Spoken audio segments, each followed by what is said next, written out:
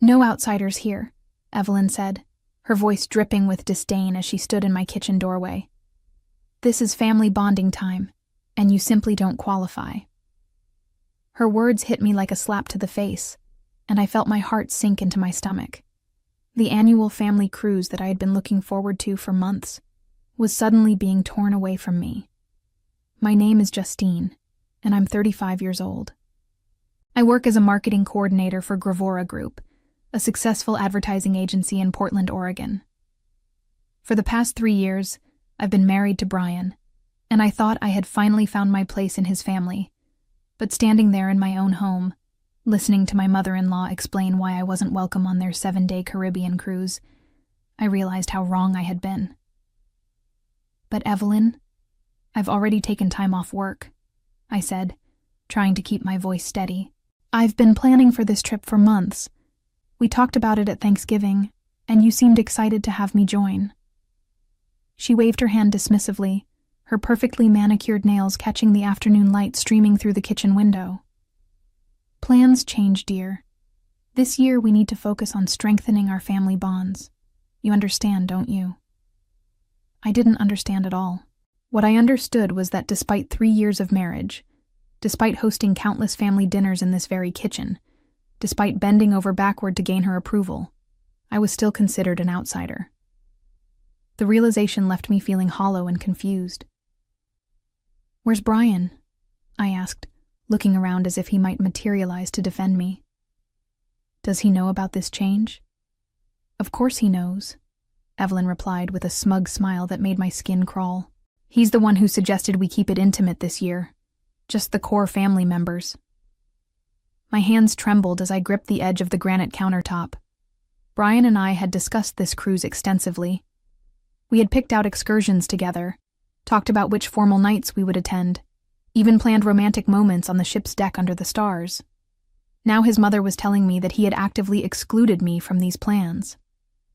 "I think there's been a misunderstanding," I said weakly, though deep down I felt the crushing weight of betrayal settling in my chest. Evelyn stepped closer, her blue eyes cold and calculating. "There's no misunderstanding, Justine. Some things are more important than hurt feelings. Family legacy, family traditions, family loyalty. These concepts might be difficult for someone like you to grasp." The "someone like you" comment stung worse than everything else combined. It carried years of subtle jabs about my middle-class background, my state school education, and my career in what she called creative fluff. But something about this moment felt different, more final somehow. I sensed there was something darker lurking beneath her usual cruelty. The relationship between Evelyn and me had been strained from the very beginning. When Brian first introduced me to his family at their sprawling estate in the hills outside Portland, I knew I was walking into a world where I didn't belong. The Walsh family had old money, the kind that came with expectations and traditions that stretched back generations. Brian's father, Harrison, had built a successful shipping empire, and the family lived a life of luxury that I could barely comprehend. Their home was filled with antique furniture, original paintings, and crystal that cost more than my annual salary. Evelyn had never worked a day in her life, spending her time organizing charity luncheons and country club events with other wealthy wives. From our first meeting, Evelyn made it clear that she found me lacking. She would ask pointed questions about my family background, my education, and my career prospects. When I told her I had worked my way through college and was proud of my achievements at Gravora Group, she smiled politely, but I could see the judgment in her eyes. "How quaint," she had said. "Brian has always been drawn to charity cases." Despite her obvious disapproval, I had tried everything to win her over. I hosted elegant dinner parties, bought thoughtful gifts for every occasion, and even took cooking classes to prepare Brian's favorite meals. I studied wine pairings and learned about art history so I could contribute to her conversations. Nothing I did seemed to matter. Brian, for his part, seemed oblivious to his mother's treatment of me. When I brought up her cutting remarks or deliberate exclusions, he would brush off my concerns with phrases like, "That's just how she is," or "She'll come around eventually." He loved his mother deeply, and couldn't see past her charm to the calculating woman underneath. The family cruise had become an annual tradition 5 years ago, shortly after Harrison's retirement. Every summer, the extended Walsh family would charter a luxury cruise ship for a week of bonding and relaxation. There would be elaborate dinners, deck parties, and excursions to exotic locations. Last year, as a newlywed, I had been included and had genuinely enjoyed myself despite Evelyn's constant passive-aggressive comments. This year was supposed to be different. Evelyn had seemed warmer toward me during the holiday season, and I had dared to hope that I was finally being accepted into the family fold. We had spent hours planning activities and discussing which formal gowns we would wear to the captain's dinner. I had even bought a new wardrobe specifically for the trip, spending money I couldn't really afford to ensure I looked appropriate for the Walsh family image. Now, standing in my kitchen listening to her explain why I wasn't welcome, I felt like a fool for believing things had changed. But there was something in her demeanor that suggested this wasn't just about family bonding. Her eyes held a secretive gleam that made me deeply uneasy. "When does the ship depart?" I asked quietly. "Next Saturday," she replied, "from the port of Seattle. But don't worry about the details, dear. You won't be needing them." After Evelyn left, I sat alone in my kitchen feeling like my world had been turned upside down. The silence in the house was deafening, broken only by the steady tick of the antique clock that Brian's grandmother had given us as a wedding gift. Even that seemed to mock me now, a reminder of a family history I would apparently never truly be part of. I tried calling Brian's office, but his assistant informed me he was in meetings all afternoon and couldn't be disturbed. This struck me as odd since he usually made time for my calls, especially when something important was happening. The more I thought about it, the more suspicious I became about the timing of Evelyn's announcement. Unable to focus on anything else, I found myself pacing through our beautifully decorated home, a house that Brian had insisted we purchase in an upscale neighborhood to maintain the family's image. Every room was filled with expensive furniture and artwork that we had received as wedding gifts from his family. Now those items felt like chains, reminders of obligations and expectations that I could never fulfill. The worst part was the humiliation. I had already told my colleagues at Gravora Group about the cruise, sharing my excitement about visiting the Caribbean islands and experiencing the luxury of a private family charter. My supervisor, Mr. Davidson, had been particularly supportive when I requested the vacation time, understanding how important family relationships were to overall happiness and job performance. How could I explain to everyone that I had been disinvited from my own family's vacation? The thought of facing those conversations made my stomach churn with embarrassment. As evening approached, I heard Brian's car pull into the driveway. My heart raced as I prepared to confront him about what his mother had told me. Surely there had been some misunderstanding. Surely the man I loved and trusted wouldn't exclude me from something so important without at least discussing it with me first. Brian walked through the front door, looking exhausted, his usually perfect hair slightly disheveled and his tie loosened around his neck. When he saw me waiting in the foyer, his expression shifted to something I couldn't quite read. Was it guilt? Annoyance? Or something else entirely? "We need to talk," I said before he could speak. "Justine, I know what you're going to say," he replied, setting down his briefcase with more force than necessary. "Mother told me she spoke with you today." "Then you know how upset I am," I said, searching his face for any sign of remorse. "Brian, we planned this trip together. I've been looking forward to it for months. How could you exclude me without even discussing it with me?"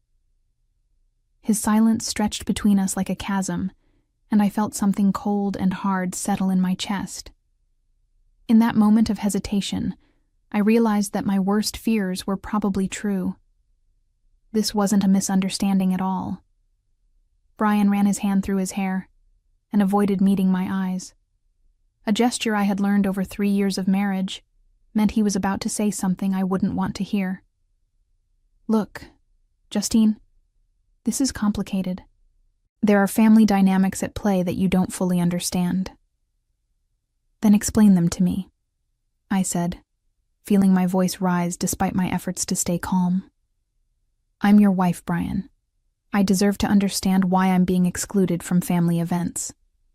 He loosened his tie completely and walked past me toward the living room, where he poured himself a generous glass of whiskey from the crystal decanter his father had given him for his 30th birthday. The amber liquid caught the light from the chandelier above, and I noticed his hands were shaking slightly as he lifted the glass to his lips. It's not permanent, he said finally. Mother just thinks it would be better this year if we focused on some family business matters. Boring stuff, really.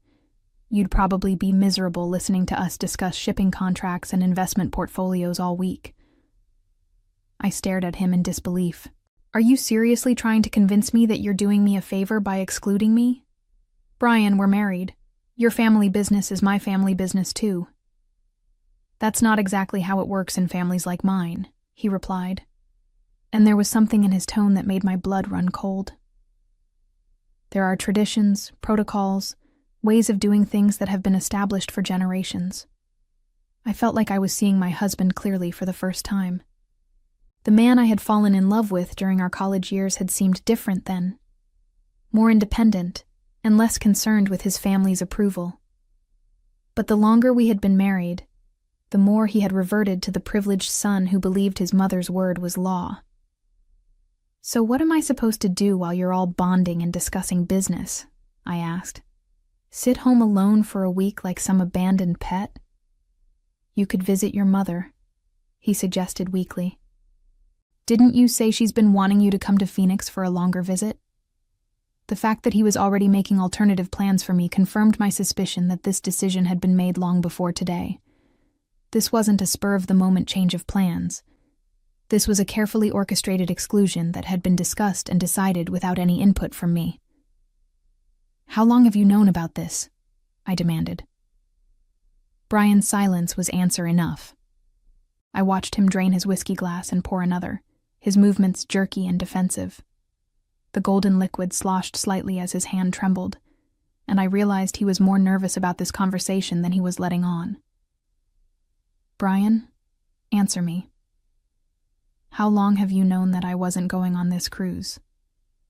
A few weeks, he admitted finally. But I wanted to find the right way to tell you. I knew you'd be upset. A few weeks? I repeated, my voice rising to a pitch that surprised even me. You've known for weeks that your family was planning to exclude me, and you said nothing? We've been talking about this trip every day. I bought new clothes. I rearranged my entire work schedule. I turned down other vacation opportunities because I thought we were going on this cruise together. I know, and I'm sorry, he said. But his apology felt hollow and rehearsed. Look, next year will be different. Once some of these family issues are resolved, you'll be included in everything again. The promise of future inclusion felt like a consolation prize, and I wasn't interested in accepting it.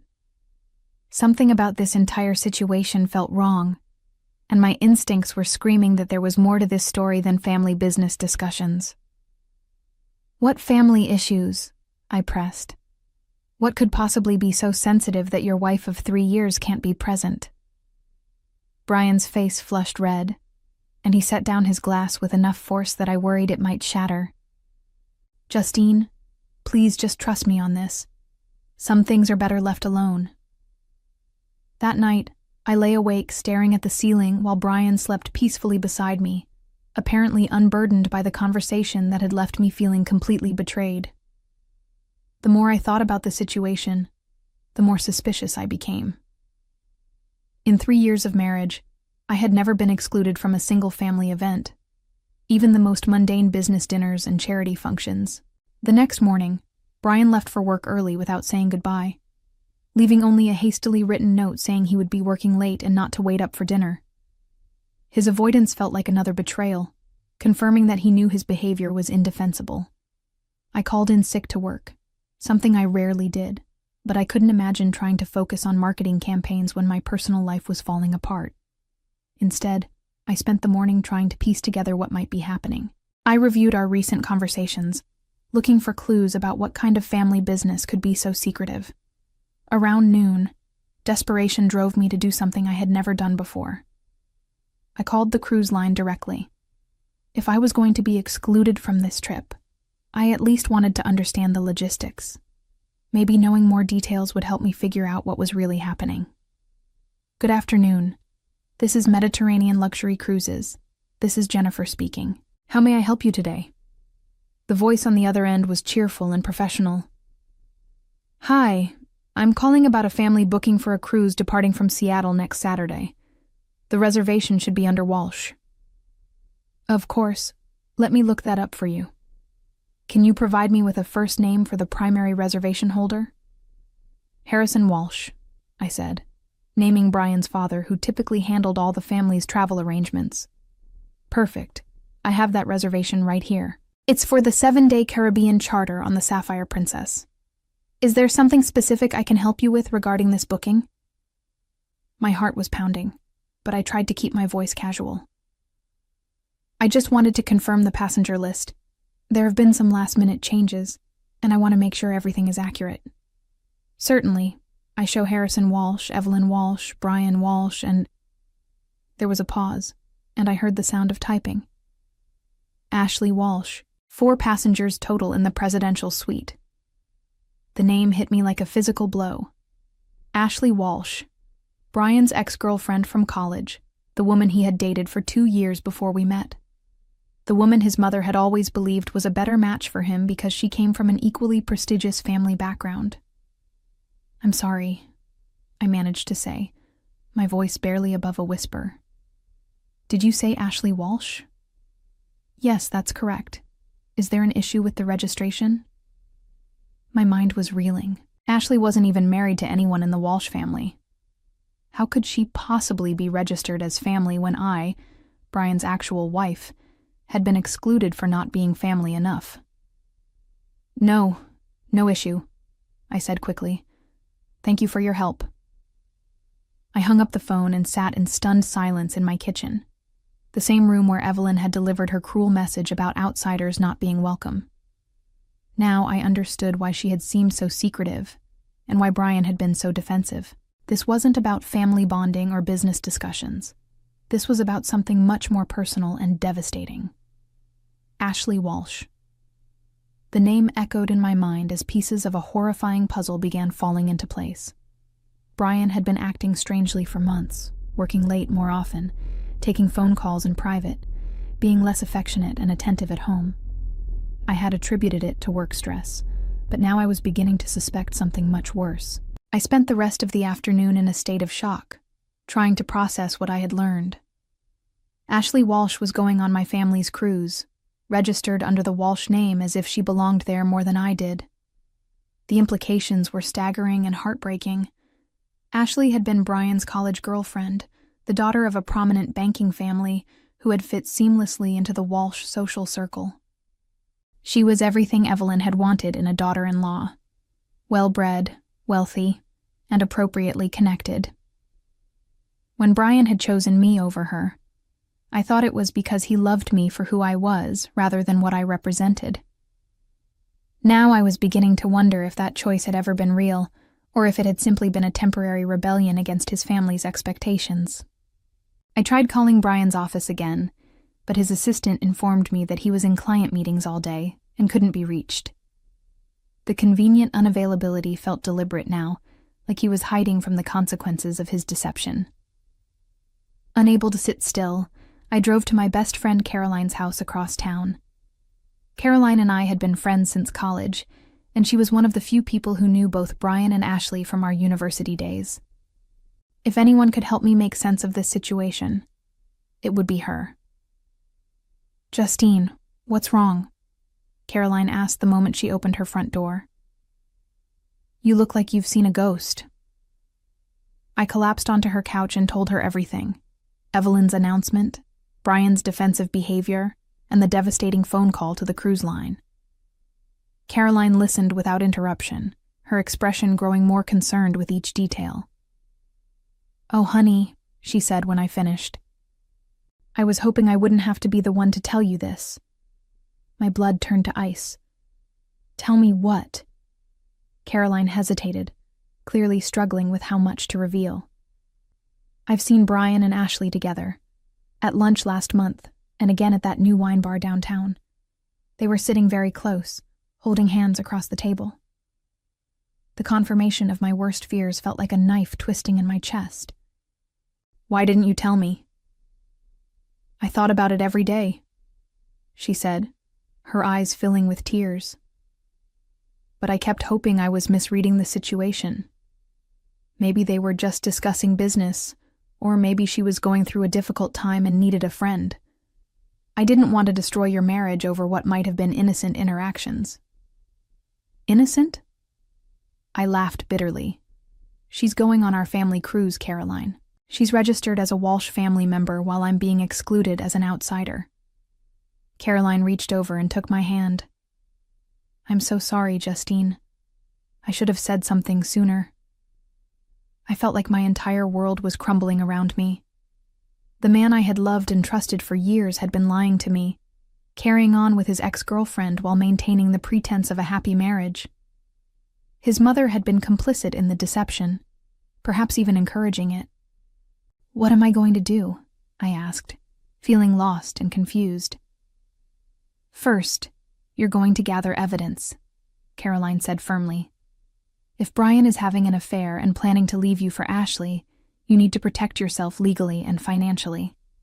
Do you have access to his phone records, credit card statements, anything that might document his relationship with her?" The practical considerations hadn't even occurred to me yet. I had been so focused on the emotional betrayal that I hadn't thought about the potential financial and legal implications of Brian's deception. "I need to go home," I said, standing up abruptly. "I need to figure out what's really been happening in my own marriage." That evening, when Brian came home from his mysteriously long day of meetings, I was waiting for him in the living room with a glass of wine and what I hoped looked like a calm expression. I had spent hours planning this conversation, and I knew I had only one chance to get the truth from him. "How was your day?" I asked casually as he walked through the door.